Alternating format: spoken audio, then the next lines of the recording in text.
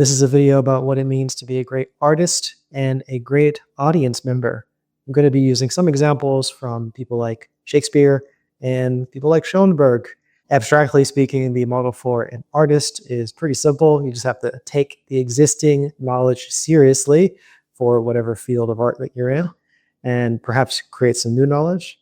And the same thing is true for an audience. You want to take the existing knowledge seriously and perhaps create some new knowledge. But I'll get into more detail. Really, art is all about the growth of knowledge and playing with knowledge and displaying knowledge in new and interesting ways. So let's just get into the specifics with our first example of Shakespeare. Shakespeare is a great artist.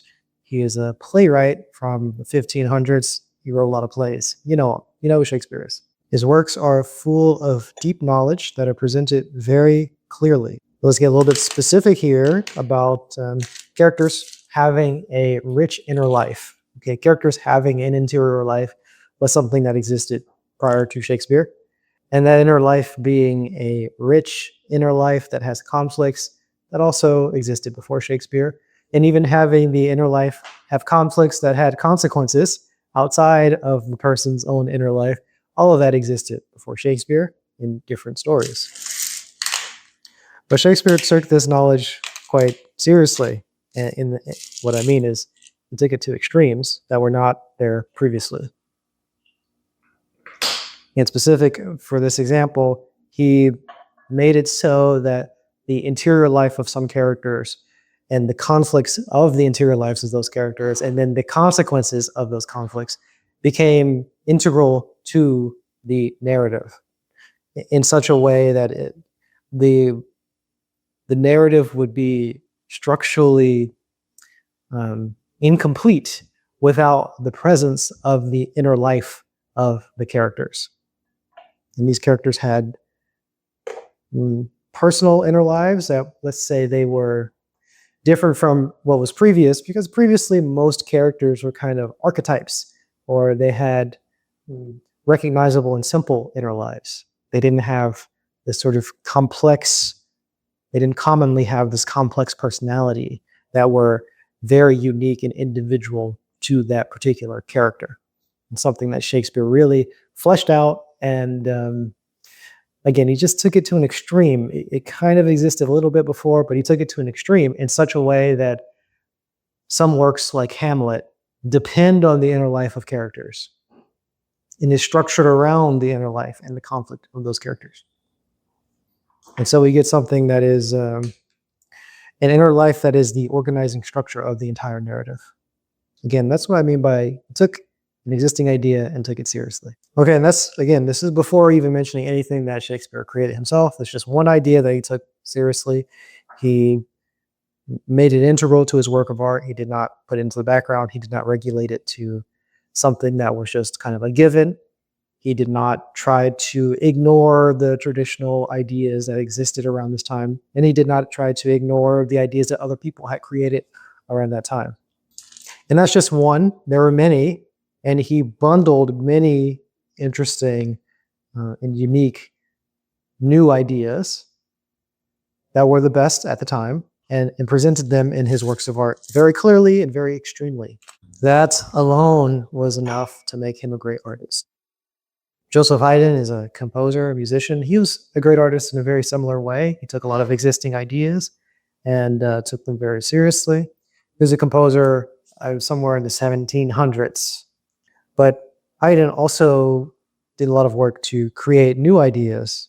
So I want to focus a little bit more on the things that he created, or one thing that he created. Joseph Haydn was extremely important in developing the classical tradition of classical music. Yeah. I don't know how to properly say this, but there's a classical music, but there's the classical era. And Haydn, essentially, he's the one who kind of started the classical era. Okay. Sometimes people think that's a little bit too strong, but that's what we're going to say today. And I'm going to talk about one of the ways that he did that. One of the most important contributions was creating a genre of classical era music called the string quartet. Genre really, in this context, just means instrumentation. And the string quartet, it means music played for two violins, a viola, and a cello. Now, of course, it isn't so much that, well, maybe it's not, of course. It isn't so much that he created this genre of like four players playing. There was music before him of two violins, a viola, and a cello playing together. But he formalized the style that was being played, and specifically, he formalized the form. So when Haydn wrote music for the string quartet, he morphed it from whatever form existed before him into this form of having four movements, having it be very serious in that the four movements were unified in some sense. And also, it was made in such a way that each of the players all were equally balanced. Now, it didn't just appear out of nowhere. He didn't like immediately start playing like this. It developed over time as he was writing for string quartets.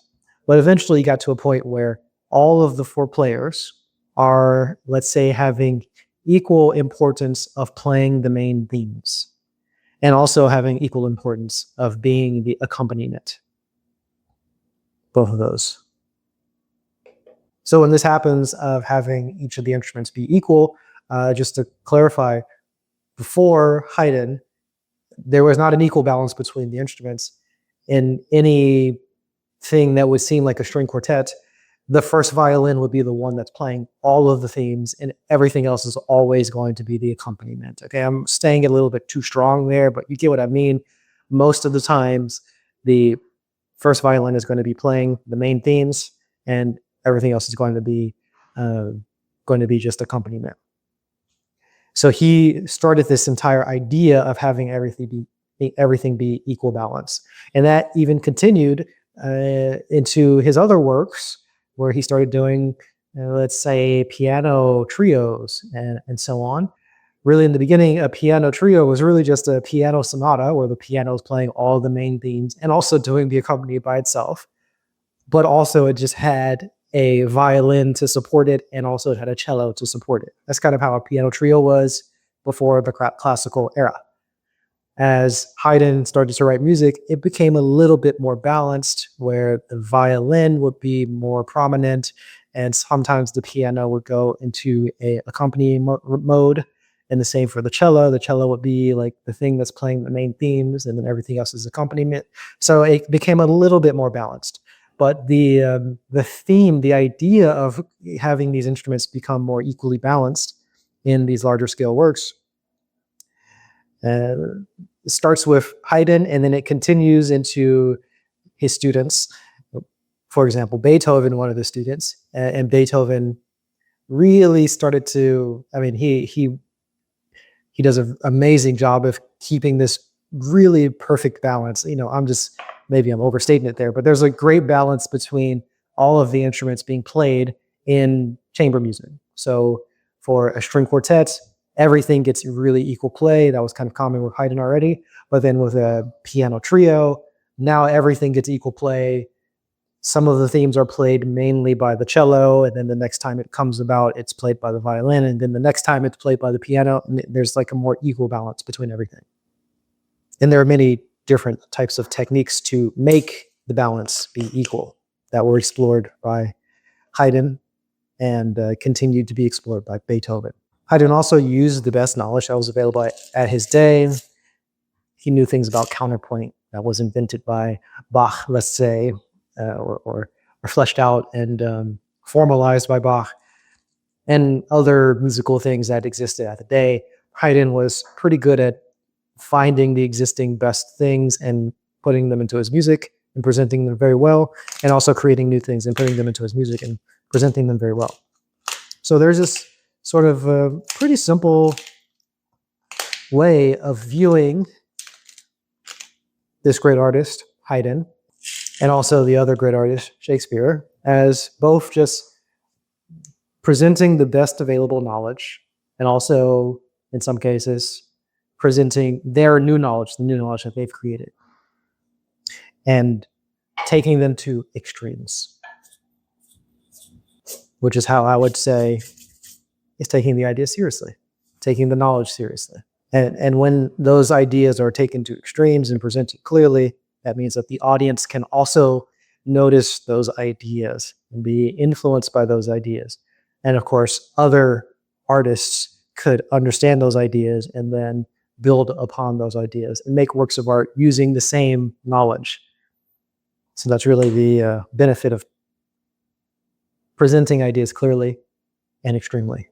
A great audience is somewhat similar to a great artist in that they should also be taking ideas very seriously and perhaps to the extreme. As I mentioned before, of course, the audience notices certain ideas. So being able to recognize the knowledge embodied in a work of art is a part of what makes an audience a great audience. They must take ideas seriously with a critical attitude.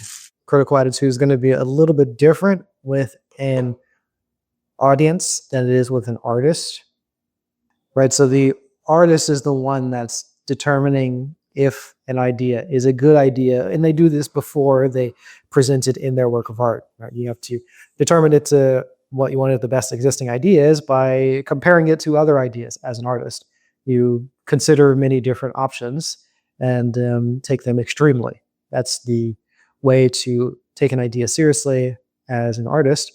As an audience, it's going to be a little different because you appreciate the work of art, you notice the work of art, you notice the ideas in the work of art, and then you consider different variations of that idea. But it's very similar, it's just happening at different parts. You take ideas seriously, considering alternatives, and generally this happens quite automatically. You notice parts of a work of art, and then you can immediately think about whether or not something would be different. And if something would be different, would it be better? You know, and if you're in a good case, like if you've got a work of art that's actually very good, then every alternative you think of would not work. You know, all of the knowledge in the work of art would be quite, it would be the best available knowledge. And as an audience member, you should be able to easily go through and think about some of the knowledge that's embodied in the work of art and consider alternatives. And you would understand, or you would be able to understand, that the alternatives are worse off. So this is a part of taking the idea seriously. If you don't think that the ideas are the best ideas in the work of art, you would not feel comfortable wanting to evaluate different alternatives, right? If you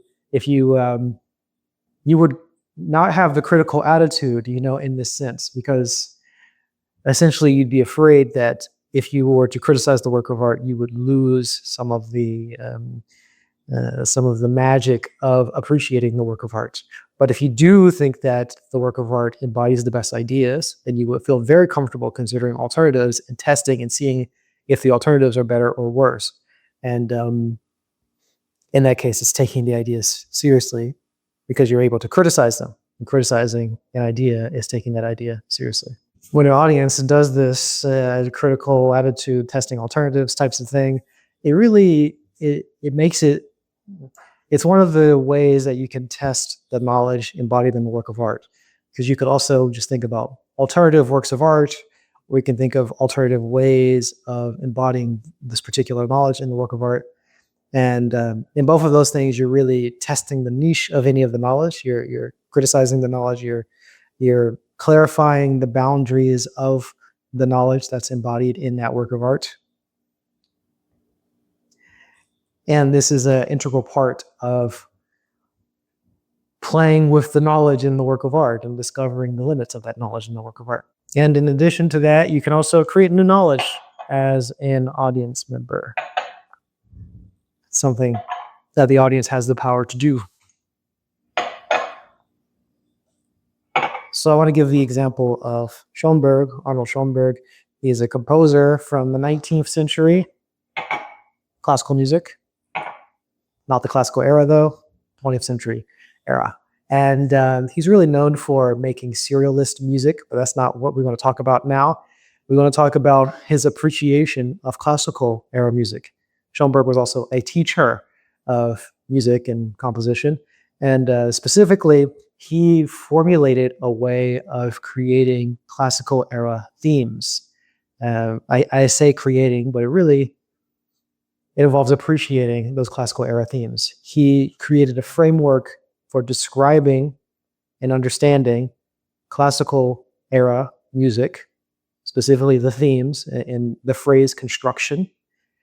He formalized a way of describing those that was better than any way that was described beforehand.